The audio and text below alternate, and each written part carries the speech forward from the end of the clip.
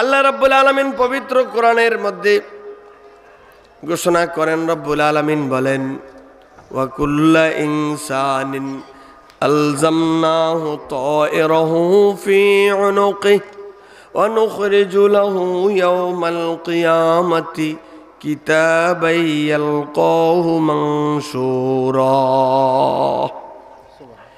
আপনারা জানেন যে মানুষ যখন হাশরের মাঠে উঠবে, সকল মানুষকে, সূরা বনী ইসরাঈলের 13 নম্বর আয়াত আল্লাহ বলতেছেন, প্রত্যেক মানুষের গলার মধ্যে তার আমলনামা ঝুলাইয়া দেওয়া হবে। কি আমলনামা ঝুলাইয়া? তাইলে আপনি বালেগ হওয়ার পর থেকে মৃত্যু পর্যন্ত যদি এমনি আপনার 24 ঘন্টার হিসাব লেখা শুরু করে, কয় মন কাগজ লাগবো? কি করেন আপনারা? অনেক কাগজ লাগবে না? লাগবে কি না? আমি খুব এই আয়াত যখন তেলাওয়াত করতাম আমি খুব টেনশন করতাম যে এত কাগজ, এত কিছু, এটা কিভাবে হবে। এটা আমরা দেখছি, আমি আমার একটা খুব পেরেশানি ধরে যেত যে এত দিস্তার পর দিস্তার কাগজে লিখবো, এটা কেমনি কি হইব। আমার বন্ধুরা, এই কথার উত্তর আমাদের বিজ্ঞান আমাদেরকে দিয়ে দিছে বন্ধু। এই যে মোবাইলটা আছে, মোবাইলের ভিতরে মেমোরি আছে, একটা মেমোরি কার্ড, ছোট্ট একটা মেমোরির ঘাট আছে এর ভিতরে। প্রত্যেকটা মেমোরির মধ্যে আগে রেখেছি 2 GB, 2 এর পরে 2, 2 এর পরে 4, প্রথম 2, সর্বশেষ মনে এগুলি দিয়ে আবার এমবিও শুরু ছিল। প্রথমে 500 থেকে শুরু হয়েছিল, 512 থেকে শুরু। আমার বন্ধুরা এরপরে এটা দেখছি 2 GB, 2 এর ডবল 4, 4 এর ডবল 8 GB, 8 এর পরে 16 মানে 16, এইভাবে করতে করতে 32 পর্যন্ত, আরো 64, 64-র পরে 512 পর্যন্ত গেছে। আল্লাহু আকবার করবেন না? অনেক জিবি। 256 মাফ করদুরা, মাফ কই, এক যত জিবি হোক, গ্রাম মানে গাত কিন্তু এক, কিন্তু দেখা গেছে একটার পরিধি ছোট আর একটার অনেক বড়। আমার বন্ধুরা, এক একটা মেমোরি কার্ডের ভিতরে সারা পৃথিবীর সমস্ত লাইব্রেরি, দুনিয়ার সমস্ত গান বাজনা, পড়া, ওয়াজ, নসিহত, ছবি, ভিডিও আপনি এর ভিতরে ঢুকাইয়া দিতে পারবেন, কিন্তু মেমোরিটা একটা তাবিজের মতো লাগবে। আমার বন্ধুরা, আল্লাহ যখন বলেছিলেন দুনিয়ার মানুষ, ওয়া কুল্লা ইনসানিন, সমস্ত মানুষের কথা বলা হয়েছে, আল্লাহ কেন ডেকে বলেন আলজামনাহু তায়রাহু ফি উনুকিহি, গলার মধ্যে আমরা যেমন আমরা এখন দেখি আমাদের আইডি কার্ড ঝুলানো থাকে, ওই আইডি কার্ডের ভিতরে ফোল্ডিং নাম্বার, আপনার পিতার নাম বা আপনার ছেলের নাম, পিতার নাম, মায়ের নাম, নিজের নাম, বয়স, সব কিছু এর ভিতরে কি থাকে? লেখা থাকে। আমার বন্ধুরা, হাশরের ময়দানে বান্দা যখন উঠবেন, আল্লাহ রাব্বুল আলামিন, আমার মনে হচ্ছে এমনটা হতে পারে এটা রিমোট সিস্টেমের মতো, এমনি করে যখন আমরা দেখি টিপ দেই যে 2025 সালের আজকে 9 ফেব্রুয়ারি নাকি, টিপ দাও, রেকর্ড লাগাও, 2025 সালের 9 ফেব্রুয়ারি কি হয়েছিল, তখন দেখা যাবে নোয়াপাড়া দরবার শরীফে আপনারা এশার নামাজ পড়ে বসে আছেন, সুবহানাল্লাহ বলবেন না? দেখা যাবে টিপ দিয়ে বসে আছে, যেমনি চাইবে এভাবে সব কিছু। আল্লাহ রাব্বুল আলামিন গলায় যখন আমলনামাটা ঝুলাবেন, ঝুলাই আল্লাহ রাব্বুল আলামিন ঘোষণা দিবেন, ও দুনিয়ার মানুষ, তোমাদের গলার মধ্যে এটা ঝুলাইয়া দিয়ে এবার তোমাদেরকে বলা হবে, তখন মানুষকে, ইকরা কিতাবাকা কাফা বিনাফসিকাল ইয়াওমা আলাইকা হাসিবা। আল্লাহ রাব্বুল আলামিন বলেন, এই গলার মধ্যে আমলনামা ঝুলাইয়া আল্লাহ রাব্বুল আলামিন এবার অর্ডার দিবেন, পড়ো, তোমার গলার মধ্যে তোমার আমলনামা ঝুলানো আছে, দুনিয়ার জীবনের সমস্ত আমলনামাগুলি সেখানে ঝুলানো আছে বন্ধু। ওইখান থেকে আপনাকে পড়তে বলা হবে। আল্লাহ রাব্বুল আলামিনের কুদরতি ইশারায় তখন বান্দা যখন পড়া লাগবে, দুনিয়ায় যারা কোরআন শরীফ পড়তে পারে না, আরবি জানে না, বাংলা জানে না, ইংরেজি জানে না, সবাই সেদিন পড়তে পারবে। সুবহানাল্লাহ। পড়া দেখলেও বুঝবে, পড়া দেখলেও। আজকে যদি আপনারা আরবি না বোঝেন, সেখানে গেলে অটোমেটিক আপনারা আরবি ভাষাভাষী হয়ে যাবেন। সুবহানাল্লাহ। আল্লাহ রাসূল বলেছিলেন যে তোমরা হাসরের ময়দানে যখন মানুষগুলি যখন সেখানে উঠবে, ওঠার পরে মানুষ যখন হিসাব দেওয়ার জন্য যাবে, এই হিসাবের সময়ের ব্যাপারটা আল্লাহর নবী সাল্লাল্লাহু আলাইহি ওয়াসাল্লামের একটা ভাষা থেকে বোঝা যায় যে আল্লাহর নবী সাল্লাল্লাহু আলাইহি সাল্লাম বলেছিলেন আরবি ভাষার ব্যাপারে 3 কারণে আরবি ভাষা প্রিয় আমার কাছে। কারণ 1 নম্বর হচ্ছে লিসানুল জান্নাতে আরবি, জান্নাতের ভাষা হচ্ছে আরবি। লিয়ান্নানি আরবি, আমি নিজে হচ্ছে আরবি। আর লিসানুল কোরআনে আরবি। জোরে বলেন সুবহানাল্লাহ। আল্লাহর নবী বলেছেন আমি রাসূলের ভাষা হচ্ছে আরবি, কোরআনের ভাষা হচ্ছে আরবি, জান্নাতের ভাষাও কি আরবি ভাষা। এই ভাষার জন্য প্রশিক্ষণ দেওয়া লাগবে না। আপনি যখন ইন্তেকাল করবেন সাথে সাথে আপনার সাথে অটোভাবে সেট হয়ে যাবে, আপনি কথা বলতে পারবেন আরবিতে। আপনার কবরে থেকে প্রশ্ন শুরু হয়ে যাবে আরবি, মার রাব্বুকা। ফেরেশতা এসে প্রশ্ন করবে তোমার রবকে। আপনি তখন অনুবাদ কিচ্ছু করা লাগবে না, আপনি প্রশ্নের সাথে সাথে বুঝে যাবেন আপনার রবকে। আমাদের রবকে আমাদের রব আল্লাহ রব্বি, আল্লাহ রব্বুল আলামিন আমাদের রব। 2 নম্বরে হচ্ছে আমান নবিউকা, অথবা বলা হচ্ছে মার রাব্বুকা আমান দীনুকা। 2 নম্বর প্রশ্ন হচ্ছে আমান দীনুকা, তোমার জীবন ব্যবস্থা কি ছিল? দীনি আল ইসলাম, আমাদের জীবন ব্যবস্থা হচ্ছে কি? ইসলাম। কারণ আল্লাহ রাব্বুল আলামিন বলেছেন ইন্নাদ-দীনা ইনদাল্লাহিল ইসলাম। দুনিয়ার যত দল আছে, মত আছে, ধর্ম আছে, যত রকমের ধর্মগ্রন্থ আছে, যত মতবাদ আছে, সবচাইতে শ্রেষ্ঠ আমাদের জীবন বিধানের নাম হচ্ছে ইসলাম। বলেন সুবহানাল্লাহ। এজন্য বলা Islam is the complete code of life, মুকাম্মাল হায়াত নিজাম। জীবন বিধানের ক্ষেত্রে পূর্ণাঙ্গ জীবন বিধান শুধু জীবন বিধান নয় বন্ধু, পূর্ণাঙ্গ জীবন বিধান হচ্ছে ইসলাম। ইসলামের ভিতরে দুনিয়ার এমন কোনো বিষয় নাই, সাবজেক্ট নাই যেটাকে ঢুকিয়ে দেওয়া হয় নাই।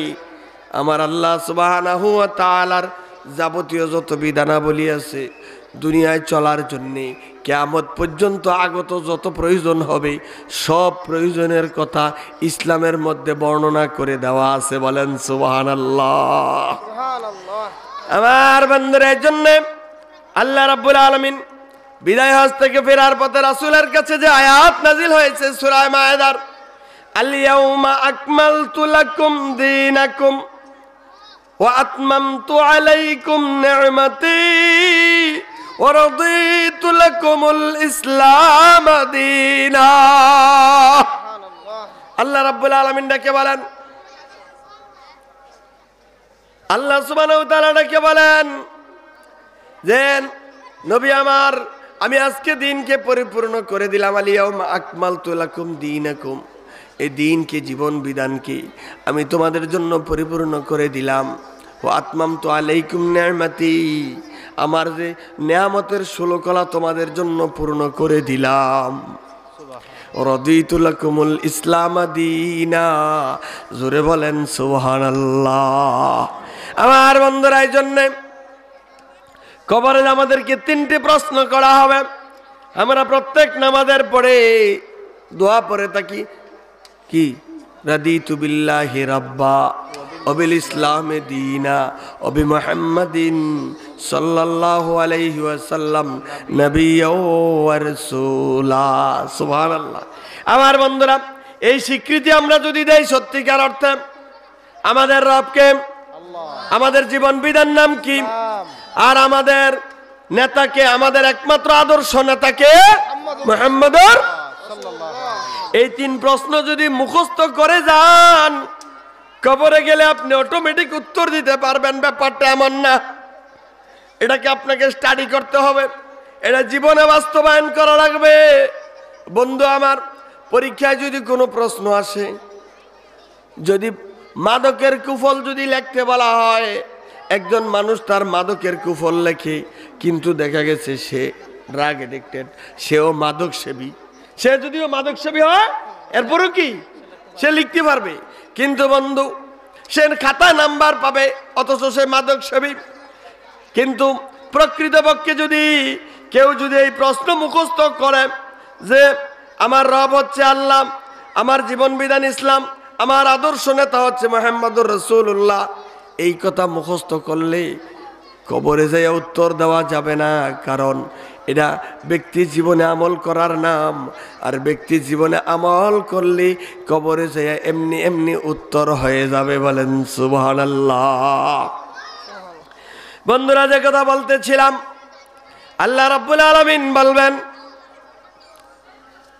বান্দা আমি যে তোমাকে আমলনামা দিয়েছি এটা পড়তে থাকো, পড়ো। বান্দা যখন পড়তে শুরু করবে, বলছে তুমি পড়ো, তখন সে তার আমলনামাটা ধরবে। এই আমলনামা যখন সে খুলতে থাকবে, খোলার পরে দেখা যাবে 2025 সালের 9 ফেব্রুয়ারি আমরা দেখা যায় রবিবার দিন গিয়া রাতে আমরা নোয়াপাড়া দরবার শরীফে ছিলাম। এর মধ্যে দেখা যায় এই কিতাবটা খোলার পরে ঘুরতে ঘুরতে ঘুরতে ঘুরতে দেখা যাবে দুনিয়ার যত রকমের কাজ আছে, গোটা জিন্দিগির সমস্ত কাজ এখানে তুলে ধরা হয়েছে। বলেন আল্লাহু আকবার। বান্দা দেখবে, হায় হায় কি হলো, মালে হাযাল কিতাব লা ইউগাদিরু সগীরাতাও ওয়ালা কাবীরাতান ইল্লা আহসাহা। আল্লাহ রাব্বুল আলামিন বলতেছেন, বান্দা তখন যখন এই আমলনামাটা দেখবে, দেখার পরে আশ্চর্য হয়ে যাবে, দুনিয়ার জীবনের কোনো কিছু এখান থেকে বাদ যায়নি। একটা চোখের ইশারা দিয়েছে, একটা চোখ টিপ দিয়েছে, এটা উঠে গেছে গা। দেখা গেছে আরেকজনের গাছের একটা আম পারছিল, এটা এখানে উঠে গেছে। বন্ধু, দুনিয়ার জীবনে পৃথিবীর কেউ জানে না সে যে বেগানা নারীর সাথে রাত্রিবেলায় মোবাইলে কথা বলেছে, দুনিয়ার কেউ সাক্ষী নাই, সে আর হিয়াংশি সারা। তখন কিন্তু দেখা যাবে সব আমলনামা উঠে যাবে, অর্থাৎ দুনিয়ার যত কাজকর্ম আছে সব এখানে উঠে যাবে। ওঠার পরে হায় হায়, এবার তো ধরা পড়ে গেলাম, কি হবে বন্ধু। এজন্য আমাদের দেশে যখন মানুষ যখন অন্যায় করে দরবারে বসে বিচার করা হয়, কিন্তু বন্ধু হাসরের ময়দানে দেখবেন নিজের বিচার নিজে করার জন্য আল্লাহ রাব্বুল আলামিন অর্ডার দিয়া দিবেন। এই আমলনামা দেখার পরে বাংলাদেশের মানুষের যে অ্যাভয়েড টেন্ডেন্সি, অস্বীকার করা, কি করা, অস্বীকার করা। মনে করেন যারা বাংলাদেশের হাজার হাজার কোটি টাকা মাইরা লুট করে নিয়ে গেছে, তারা কি স্বীকার করে যে আমরা টাকা মাইরা খাইছি? পিছনের তারা বুঝেননি কথা। তারা কি স্বীকার করে যে আমরা মাইরা খাইছি? এখনো কিন্তু সাফাবাজি করতেছে বিদেশ থেকে, খাওয়া খাইছে। এই জন্য আমাদের গ্রামে বলে চুরিতে চুরি আবার সিনাজুরি। চুরি তো করছে, আবার ওইখানে বসে বড় কথা বলে, মানে চুরে স্বীকার করে না আমি কি করছি, চুরি করছি। একজনের দোষ আরেকজনের গায়ে চাপাইয়া দেয়। এখন যখন সবাইরে ধরা হয়েছে, এবার আমাদের দোষ নাই, বড় বড় নেতাদেরকে যারা ধরছে, ধরার পরে যখন ডিম থেরাপি দেওয়া শুরু হয়েছে, কয় আমি করি নাই। কয় কি, আমাকে নেত্রী গোরামি করছে, এই জন্যই সমস্যা হয়েছে। আমি আশ্চর্য হয়ে যাই, বড় বড় নেতা কি চাটুকারিতা করছে। তখন কয়েছে আমার নেত্রী যা কয় তাই। স্বপ্ন দেখতে দেখতে দেখলো, আমরা দেখলাম 24 সাল পর্যন্ত স্বপ্ন দেখছে, 24 সাল পার হইয়া আবার গেছে গাইডা 41 সাল পর্যন্ত 1 লাখ। বুঝিনি, ওই যে ডিম পাড়ার মতন সহ্য হইছে না। এক লোকের একটা গপ বলে না যে এক হাঁসের ডিম পারে, স্বর্ণের ডিম একটা করে। তো চিন্তা করছে একটা করে কত আর পারবো, এটা ডাইরেক্ট জব করলিস।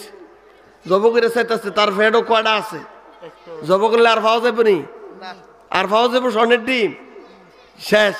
মনে বুঝি এই 1 বছর 2 বছর 5 বছর চিন্তা করে লাভ কি?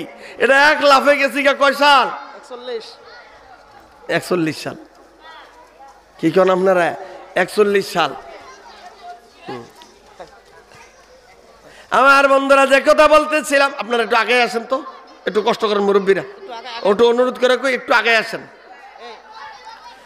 আমার বাবাজিরা, বন্ধুরা, স্বপ্ন দেখে বড় অনেক বড় স্বপ্ন দেখতেছে বন্ধু। 41 সাল পর্যন্ত স্বপ্ন দেখে, কিন্তু এখন এসে দেখে স্বপ্ন আর কাজ হইতেছে না। এখনো মানুষ কি করে, এখন আবার এটা নিরিবিলি হয়েছে বলা। চাচা আপনি সামনে চলে আসেন, এদিকে এসে পড়ুন। 50 ছেড়ে দেন,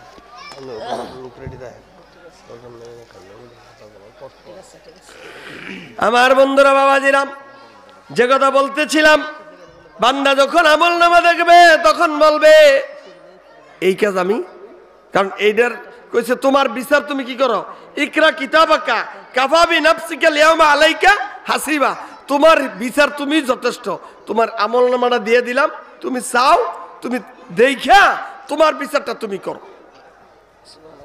এটা যখন দেখবে, দেখার পরে কইছে খাইছে, ধরা খাইছে, সব লেখা এখানে, কেমনি কি হবে, তখন সে পেরেশানিতে পড়ে যাবে। তখন বলবে হাই রে, কেমন কিতাব সব। তখন কইছে নোয়াপাড়া মাহফিলে যে গেছো? হ্যাঁ আল্লাহ, এটা গেছিলাম। সোয়া বুঝছে, এখান থেকে আসার পরে রাতের 12টার পরে তুমি মোবাইল চাইছো? এটা আমি করছি না। না তুমি করছো? না আমি এটা করি নাই। এমন করতে করতে দেখা দেব, বলবে না এত খুঁটিনাটি দৌড়া যখন সব তুলে দিছে, কয় আমি এই কাজ করি নাই। আমার বন্ধুরা, এরই প্রেক্ষিতে আল্লাহ রাব্বুল আলামিন যখন হাশরের মাঠে বিচার শুরু করে দিবেন, ওই বিচার ফয়সালার সময় দেখা যাবে, আমার বন্ধুরা, বিচার ফয়সালার পরে মানুষগুলি যখন প্রত্যেকের দোষারোপের পর্যায়ে চলে যাবে, হাশরের মাঠেও দুনিয়ায় যেমন দোষারোপ করছে, একজনের দোষ আরেকজনের ঘাড়ে চাপাইয়া দিচ্ছে, হাশরের মাঠেও মানুষের স্বভাব হলো একজনের দোষ আরেকজনের ঘাড়ে চাপাইয়া দেয়, ঠিক কিনা? ক্লাসে যখন স্যারে বিচার করে, কিরে এই ধাক্কা দিছে কেনা? স্যার আমি না। 10 জন ছাত্র থাকলে 10 জনই কইব কিনা? 100 জন থাকলে আপনি বিছড়ে পাইবেনই না যে বেঞ্চটাকে ধাক্কা দিল। পাইবেন? বিছড়ে পাবেন? পাবেন না, কারণ কেউ স্বীকার করে না। এই বদভ্যাসটা হাশরের মাঠেও থাকবো। আল্লাহ আকবার বলবেন না? না আল্লাহ, এইগুলি আমি করছি টরছি না। আল্লাহ রাব্বুল আলামিন যখন তাদেরকে একত্র করবেন, উম্মতদেরকে একত্র করার পরে উম্মতকে ডেকে বলবেন, উম্মত তোমরা যেমন ভাবে পাপ করলা, তোমাদের কাছে কি আমি নবী পাঠাইছি না?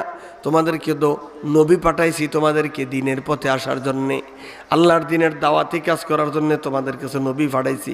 না কই আল্লাহ, কেউ গেছে না। দাও, আমাদের দেশে বহুত রেকর্ড আছে, আমি দেখছি। বিয়ের দাওয়াত দিতে গেছে পর দাওয়াত দিছে, কি আপনি যে আইলেন না? কোন আমার কাছে কেউ গেছে না। দাও, কারণ জানে বিয়ের মধ্যে কি দম লাগবো।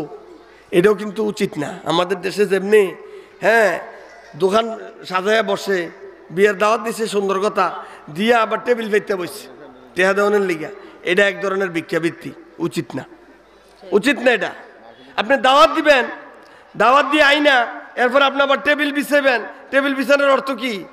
খাইছেন ভালো কথা, যাওয়ার পথে আবার দিয়েও যান, ঠিক নেই? উচিত না। আপনি দাওয়াত দিয়ে আনবেন, আবার এখানে টাকা রেখে দিবেন, এই সিস্টেম ইসলামের মধ্যে দুঃখজনক। অনেক ভালো ভালো মানুষ, আল্লাহওয়ালা, কোরআন মানে, হাদিস মানে, ইসলাম মানে আমরা মনে করি, কিন্তু তারাও দেখা যায় টেবিল ফেলতে বসে থাকে। এলাকাত কেউ অভ্যাস থাকলে আপনারা আমার লগে রাগ হইয়েন না, কিছু করার নেই, এটা ইসলামের সিস্টেম, বিধান। আমার বন্ধুরা, যখন এভাবে বলবে, সেদিন সকল মানুষ যখন অস্বীকার করবে, তোমাদেরকে দাওয়াত দেওয়ার কথা অস্বীকার করে। বন্ধু, আমরা এমন বহুত দেখেছি, যখন কোনো কিছু নিজের উপরে আইসা পড়ে এটা অস্বীকার করে, না আমি এটা করি নাই, আমারে বলে নাই। এমন বহু ঘটনা নজির দুনিয়াতে আছে। উম্মতদেরকে ডেকে বলবে, তোমাদেরকে কি নবীরা দাওয়াত দেয় নাই? না আল্লাহ দাওয়াত দিছে না। এবার ডেকে আনবে হযরত মুসা আলাইহিস সালাম, হযরত নূহ আলাইহিস সালাম, তাদের নবীদেরকে ডেকে আনা হবে। আপনি নাকি আমার বান্দারে দাওয়াত দিচ্ছেন না, এটা সত্য নেই? কোন আল্লাহ আমি দিছি তো। দাওয়াত দিচ্ছেন? কাহা দাওয়াত দিলে এটা ইসলামের সিস্টেম, এটা বিধান, এটা ল। আল বাইয়িনাতু আলাল মুদ্দাই, আল বাইয়িনাতু আলাল মুদ্দাই বলা হচ্ছে যিনি কোনো কিছু দাবি করবেন তিনি প্রমাণ পেশ করবেন। আমি মাঝে মাঝে কথাটা বলি, এই মাহফিলে মনে করেন আজকে আমি বক্তা, এই মাঠটা আমার, কি কন? এই মাঠটা কি আমার? আমি দাবি করলাম, কারণ আমার এত সুন্দর করে সম্মান করে খাওয়াইছেন, এবারে খানা দানার পরে আবার কি সুন্দর করে আবার মাহফিলের সম্মান দিয়ে আনছেন। তো এত সম্মান যারা দিছেন, তা আমি যদি এই জায়গা দাবি করি যে এই মাঠটা আমার, আপনারা রাগত হইতেন না, কারণ আড়াইবারের প্রিন্সিপাল হুজুরে দাবি করছে, এটি ছোটো মোটো কথা, দিবেননি? মাঠটা দিবেন আমারে? কেন দিতেন না? আমি তো দাবি করলাম। দাবি করলে কি লাগবো বুঝেন নাই? দলিল লাগবো, দলিল। দলিল লাগবো নি? তো হুজুর আপনি দলিল দেখান। তো দলিল কোনো কথা নেই, আমার দাওয়াত দিয়ে আনছেন না, আনছেন মানে আমার এই জায়গা আমার, এটা আমার। মায়ের ফিডে কি একটা মাটিতে পড়বো? সবটি দইরা যেমন সম্মান দিয়ে আনছে এমন অসম্মান করে এখান থেকে কি করা হবে? আবার এখান থেকে বিদায় করে দেওয়া হবে। আমার বন্ধুরা, এই কথা বলার অর্থ হচ্ছে মানুষ যখন প্রমাণ পেশ করবে বলবে, ও নবী আপনি যে দাওয়াত দিছেন আপনার কোনো প্রমাণ আসেনি? এবার নবী বলবে রব্বুল আলামিন আমার প্রমাণ আছে, আমার সাক্ষী আছে। কয় কি? কয় আখেরি জামানার নবীর উম্মত হচ্ছে আমার সাক্ষী, তারা জানে আমি যে আমার উম্মতের দাওয়াত দিছি। বলেন সুবহানাল্লাহ। আজকে মারামারি হয়েছে কসবার বাজারও, আপনি তখন সৌদি আরব, আপনি সাক্ষী আদালতে গৃহীত হইব নি? বুঝেন নাই? আদালতে গৃহীত হবে, কারণ কি? আপনি নাই। কইতেছে আল্লাহ উম্মতে মুহাম্মদ আমরা পরে আইছে, তারা তো কি আমাদের সময় উপস্থিত ছিল না, তারা আবার সাক্ষী হয় কেমনি? এটা মানি না। আল্লাহ তো মানেন না? কয় না। এবার বন্ধুরা উম্মতে মুহাম্মদীকে ডাকা হবে, সাক্ষীর ডরে আলামিন ভাই চলে যাইতেছে। বন্ধু ডাক দেওয়ার পরে কি বলবো? এই আলামিন সাহেব কই? মাওলানা আলামিনের দিকে আসেন। মাওলানা আবু তোহা কই এদিকে আসেন। হাফেজ মাওলানা নুরুল আমিন সাহেব আসেন। আবু বকর, ওমর, উসমান রিদওয়ানুল্লাহ তাআলা আলাইহিম আপনারা আসেন। আসার পরে তাদেরকে বলা হবে এই নবী এবং নবীর উম্মতের মাঝে মুখাসামা হচ্ছে। নবী বলতেছে তাদেরকে দাওয়াত দিছে, উম্মত বলতেছে দাওয়াত দেয় নাই। এই ক্ষেত্রে আপনারা সাক্ষী মানছে, আপনারা কি বলেন? এই নবী কি তার উম্মতের মাঝে দাওয়াত দিছে নাকি? তখন উম্মত বলবে আয় রাব্বাল আলামিন, এই নবী তার উম্মতদেরকে দাওয়াত দিছে, আমরা এটা জানি, আমরা এটা সাক্ষী। সুবহানাল্লাহ কর না? যখন এই কথা বলা হবে সাক্ষী কয় মানি না। এবার মানে না মানার কারণে আমাদেরকে জিজ্ঞাসা করা হবে যে আপনারা যে সাক্ষী মানলেন, এবার আপনারা বলেন তো দেখি আপনাদের পক্ষে কোনো দলিল আসেনি? আপনারা যেটা দাবি করলেন আছে। আল্লাহ কয় কি? কয় আমাদের সাক্ষী হচ্ছে আখিরি জামানার পয়গম্বর আমাদের নবী, যিনি আমাদের রাসূল মুহাম্মাদুর রাসূলুল্লাহ। আমাদের সাক্ষী কে? স্বয়ং মুহাম্মাদুর। এবার নবী মুহাম্মাদুর রাসূলুল্লাহ সাল্লাল্লাহু আলাইহি সাল্লাম সাক্ষী দেওয়ার জন্য আসবেন। আসার পরে আল্লাহর রাসূলকে ডেকে বলা হবে, ওগো নবী আপনার উম্মত কি বলে শোনেন। এই নবীর উম্মতেরা তাদের নবীদেরকে অস্বীকার করছে, নবীরা আপনার উম্মতকে সাক্ষী মানছেন, আপনার উম্মত সাক্ষী দিছে তারা নাকি দাওয়াত দিছে, এখন তাদের দাওয়াতকে অস্বীকার করছে নবীরা, এবার আপনাকে তারা সাক্ষী মানছে, আপনি নাকি জানেন তারা দাওয়াত দিছে কি দিছে না, তাদের সাক্ষী সত্য কিনা আপনি নাকি জানেন। এবার মুহাম্মদুর রাসূলুল্লাহ সাল্লাল্লাহু আলাইহি ওয়াসাল্লাম ডেকে বলবেন, বারে লাগি আমি জানি যে আমার উম্মত যা বলেছে সত্য বলেছে। উম্মত যা বলছে কি? আমার বন্ধুরা বাবাজিরাম, উম্মত যা বলেছে সে সত্য বলেছে। এই কথা বলার পরে তারা বলবে রব্বুল আলামিন এমন প্রহসনের বিচার আমরা মানি না, এটা একটা সাজানো বিচার। এটা কি? নাউজুবিল্লাহ বলবেন না? কারণ আপনারা দেখেছেন গত সরকারের আমলে এমন প্রহসনের বিচার সাজাইয়া এই দেশের বহু আলেম ওলামারে ফাঁসি দেওয়া হয়েছে। কথা বলেন না? ঠিক নেই? এই দেশের বহু আলেম ওলামাকে ফাঁসি দেওয়া হয়েছে বন্ধু। শুধু তাই নয়, আলেম ওলামাদেরকে ফাঁসি দেওয়ার পাশাপাশি আমরা দেখেছি আল্লামা সাইদি রহমাতুল্লাহ আলাইহিকে এই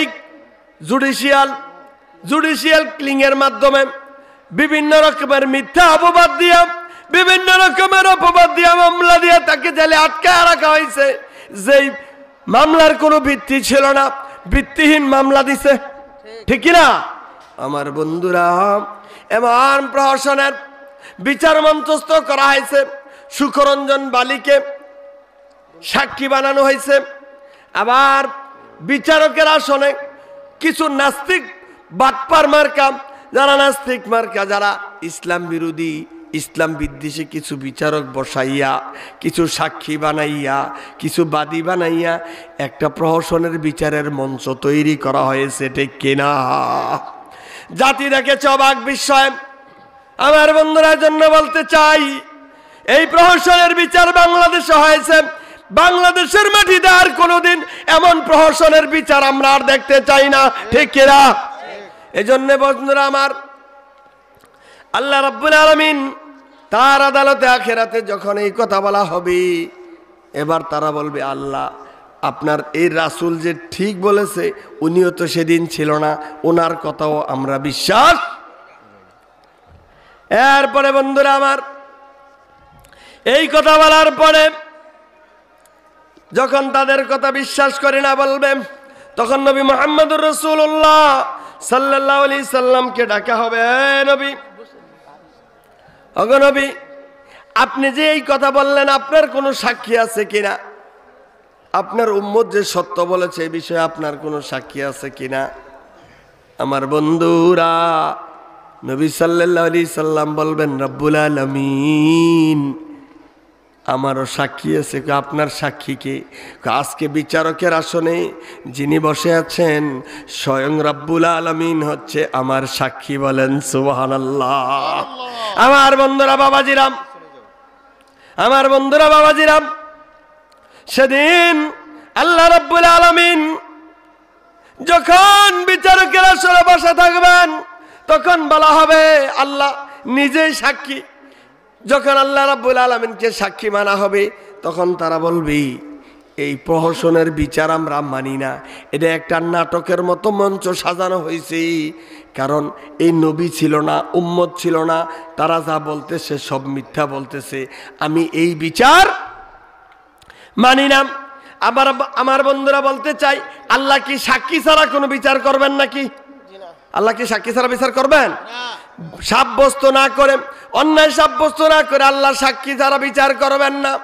দেখা গেছে সব সাক্ষী ঠিক আছে, কিন্তু তারা অস্বীকার করা হচ্ছে বন্ধু।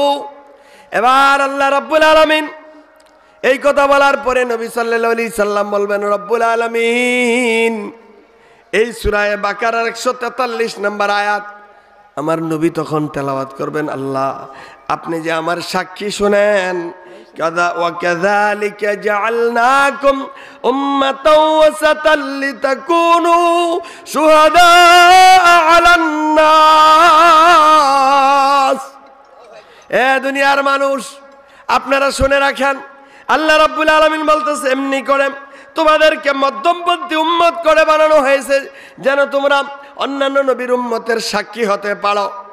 আর তোমরা যখন সাক্ষী দেবে, তোমাদের সাক্ষীকে সত্যায়ন করবে স্বয়ং মুহাম্মদুর রাসূলুল্লাহ সাল্লাল্লাহু আলাইহি ওয়াসাল্লাম। আল্লাহু আকবার।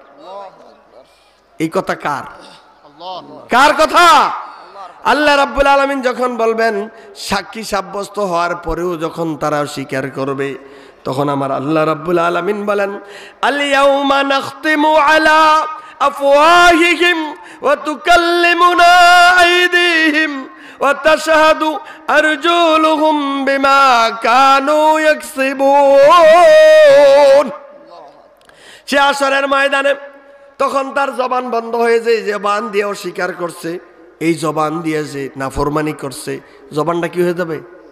এই জবান দিয়ে তো এতক্ষণ তর্ক করছে, এই জবানে আল্লাহকে পর্যন্ত দূষিত করে দিচ্ছে। এরপরে বন্ধুরা আমার, এই জবান বন্ধ হয়ে যাওয়ার পরে আমার আল্লাহ রাব্বুল আলামিন জবান বন্ধর পরে হাত, পা, চোখ, কান সব অঙ্গ প্রত্যঙ্গ তার বিরুদ্ধে সাক্ষী দিবে। বলেন সুবহানাল্লাহ।